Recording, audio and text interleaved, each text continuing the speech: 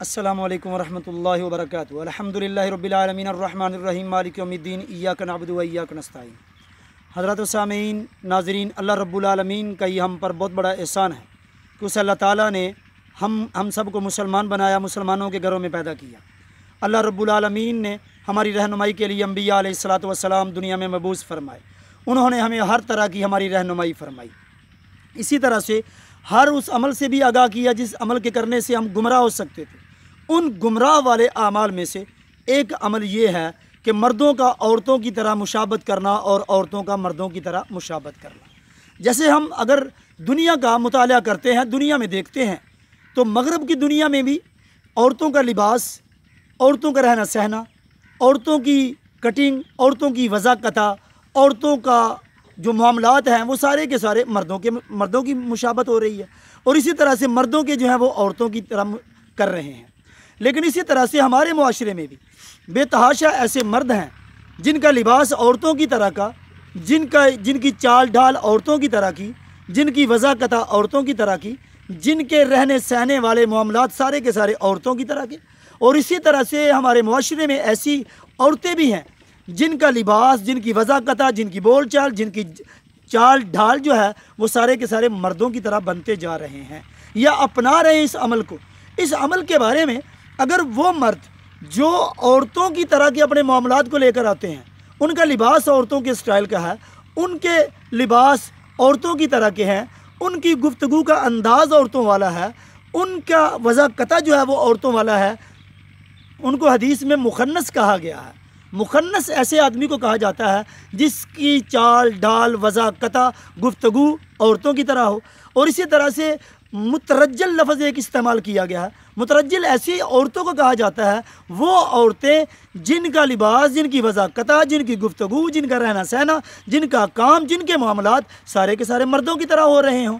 तो हमारे मुआशरे में भी और मगरब के मुआशरे में भी ऐसा बेतहाशा काम किया जा रहा है। जैसे मगरब के मुआशरे में बिलखुसूस ऐसी औरतें हैं जो वो काम कर रही हैं जो मर्दों के ज़िम्मे काम है, और वो ये समझती हैं कि ये काम करना हमारा हक़ है, जबकि वो खुद पर ज़्यादती करती हैं। अल्लाह रब्बुल आलमीन ने जैसे मर्दों को और औरतों को अलग अलग बना दिया, इसी तरह से उनके ज़िम्मे जो काम थे अल्लाह ताला ने उनको भी अलग अलग कर दिया। अब जो लोग ऐसा काम करते हैं, हम नौजवानों को देखते हैं, हाथों में कड़े डाले होते हैं, हाथों में ब्रेसलेट जो है वो पहने होते हैं, हाथों में चूड़ियाँ डाली होती हैं, या इसी तरह से कानों के अंदर कोई मामला जो औरतों वाला मुशाबत बनाई होती है, बालों को इस तरह से बनाया होता है जैसे औरतों के बाल बने होते हैं, अपने चेहरे की वज़ाकता को औरतों की तरह बना लेते हैं।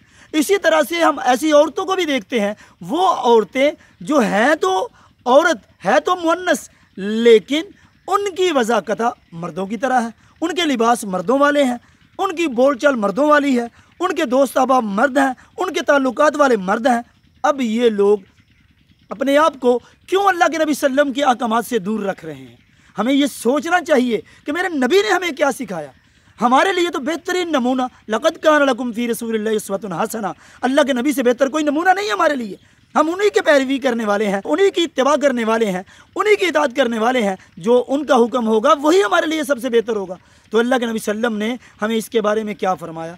जो हम अपनी ख्वाहिशात के मुताबिक, अपने मामलात के मुताबिक हम अपने आप को मर्द औरतें बना रहे हैं, और औरतें जो हैं वो अपने आप को मर्द बनाकर शो कर रही हैं।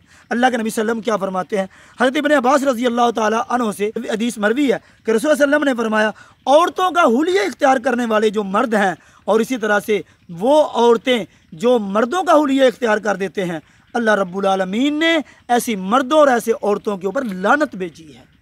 अब हम सोचें, अब हम देखें हम किस डगर पे चल रहे हैं, हम कैसे लेके चल रहे हैं। हम अपने अंदाज को वैसा बना लेते हैं। अच्छे खासे आदमी होते हैं, माशाल्लाह जवान होते हैं, अच्छे खासे होते हैं, कदावर होते हैं, मजबूत होते हैं, लेकिन उनके अंदाज औरतों वाले हैं। वो अपने आप को मुखन्नस बनाकर औरतों के सामने पेश कर रहे हैं, लोगों के सामने पेश कर रहे हैं। उनकी चाल औरतों वाली बन जाती है, उनका लिबास औरतों वाला बन जाता है। तो अल्लाह के नबी सल्लम ने क्या फरमाते हैं कि अल्लाह ताला ऐसी मर्द और ऐसी औरत के ऊपर लानत भेजते हैं। अब अल्लाह की लानत हो रही है, अल्लाह के नबी सल्लल्लाहु अलैहि वसल्लम फरमा रहे हैं, तो अब उस आदमी का जो औरतों की तरह बन रहा है और वो औरत जो मर्दों की तरह बन रही है, उसको खुद ही अपने बारे में ख्याल करना चाहिए।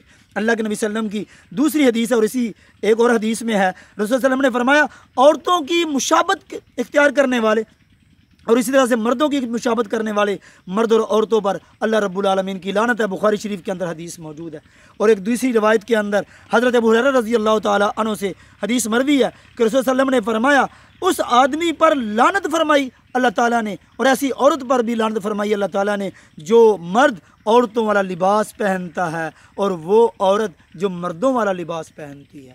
वो मर्द जो अपनी वज़ाकता को औरतों की तरह बना लेता है, और वो औरत जो अपनी वज़ाकता, अपने बालों की कटाई, अपने चेहरे की बनावट, अपनी चाल, अपना जूता, अपना लिबास, अपना अंदाज़े गुफ्तगू सब अगर मर्दों की तरह बना लेती है वो औरत, तो ऐसी औरत पर भी अल्लाह ताला की लानत है।